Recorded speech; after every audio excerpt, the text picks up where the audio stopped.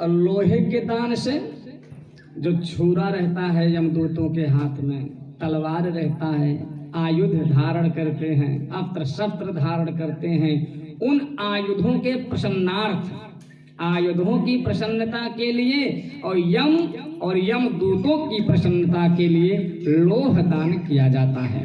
लोह दान का इतना महिमा है कि अगर पापी जीव है और वह यमलोक के मार्ग में जा रहा है दक्षिण दिशा से होते हुए, और लोह दान कर दिया जाए भूमि पर हाथ रख करके, तो यम सीमा में वो प्रवेश नहीं करेगा, देव मार्ग की तरफ वो आगे बढ़ना प्रारंभ कर देगा। बोलिए भक्त वत्सल भगवान की। कथा प्रेमियों, 4 द्वार हैं यमलोक में। कितने द्वार हैं? 4 द्वार हैं। सतंजा में कौन कौन सा अन्न आता है? कल मैंने कहा था कि निवेदन करेंगे। पहला धान, जौ, गेहूं, मूंग, उड़द, काकुन जिसे कंगुनी कहते हैं, और 7वां चना। इन 7 अन्नों को जब हम आप मिलाते हैं तब उसे सप्त धान्य कहा जाता है। ठेठ भाषा में सतंजा। बोलिए भक्त वत्सल भगवान की। जो व्यक्ति गोचर्म मात्र भूमि विधान पूर्वक सतपात्र ब्राह्मण को दान देता है, वह ब्रह्म हत्या के पाप से मुक्त होकर पवित्र हो जाता है,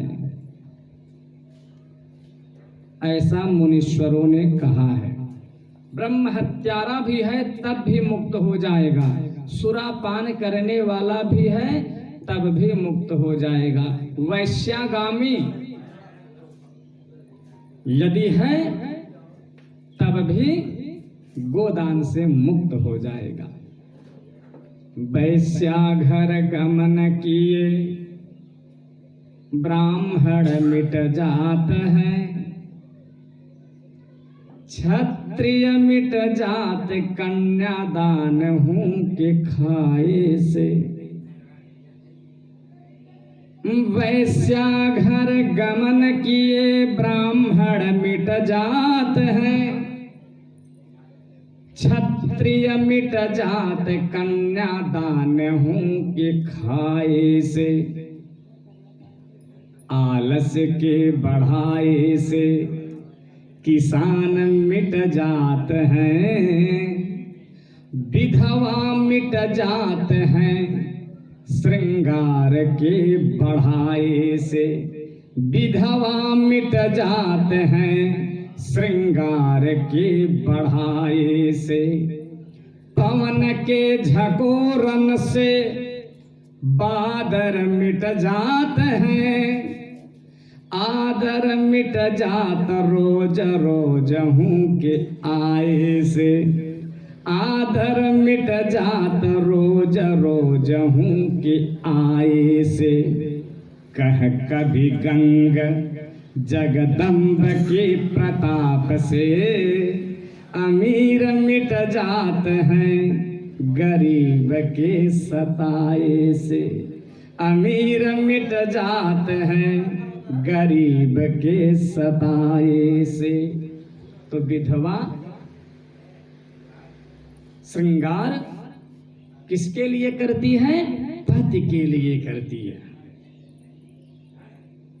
विवाह मंडप में 7 वचन में 7 वचन सुनने के बाद वर महोदय यही कहते हैं ना कि आपके 7 वचन को तभी मानूंगी श्री देवी जी जब आप भी हमारे 5 वचनों को मानेंगी, स्वीकार करेंगी, हृदयंगम करेंगी। तो वर का पहला वाक्य है, पहला वचन है कि क्रीड़ा शरीर संस्कार समाजोत शव दर्शनम हास्यम पर गृहयानम त्यजेत प्रोसित भर्तृका। सातों वचन को मानूंगा, लेकिन आप भी 5 वचन मानो। पहला वचन वर महोदय का है कि क्रीड़ा शरीर संस्कार समाजोत शव दर्शनम हास्यम परगृहयानम त्यजेत प्रोसित भर्तृका। आप जो कछु भी श्रृंगार करेंगे, 16 श्रृंगार, जितना भी सजना संवरना हो, आप सजो और संवरो, लेकिन सिर्फ मेरे लिए ही आपको सजना होगा, संवरना होगा, श्रृंगार करना होगा। जब मैं परदेश में रहूं, बाहर रहूं, अथवा शरीर छूट जाए, वैधव्य जीवन को प्राप्त हो जाओ, तो शारीरिक श्रृंगार से मुख मोड़ लेना होगा। तो जो पत्नी पर पुरुष को दिखाने के लिए, रिझाने के लिए श्रृंगार करती है, समझिए जीवित अवस्था में वैधव्य जीवन को प्राप्त कर चुकी है, ऐसा शास्त्र की आज्ञा है। समझ में आ जाना। चौकी पे बैठा हूँ, चौकीदार हूँ, बता जाना, तो मुझे मर्यादा का पालन करने दीजिए। जो कछु भी कहना है मुझे, शास्त्र की बातें वो कहने दीजिए।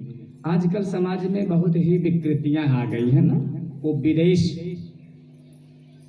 कुछ विदेशी कुरीतियां भारत में प्रवेश कर चुकी हैं। विदेश का अर्थ क्या है? विकृत देशः विदेशः। जो देश ना विकृत हो, बिगड़ा हुआ हो, लोग कहते हैं ना विकृत हो गए हो, तो विकृत देशः विदेशः, बिगड़ा हुआ देश विदेश। धन के कमाने के चक्कर में संस्कार भूल रहे हैं हम आप।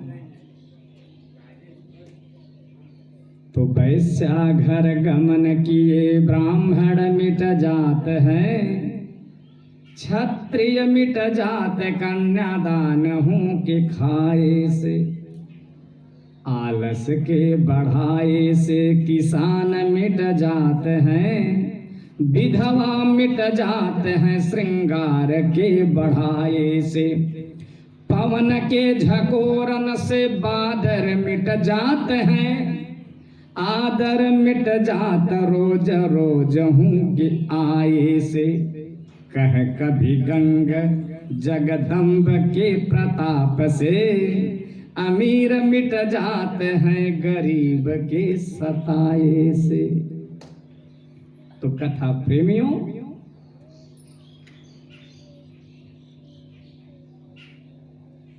सुरापान करने वाला भी, ब्रह्म हत्यारा भी, वैश्यागामी भी, ब्राह्मण हो करके यदि वैश्यागामी हो गया, आचार्य कहा जाता है ना, ब्राह्मण को आचार्य कहा जाता है। तो आचार्य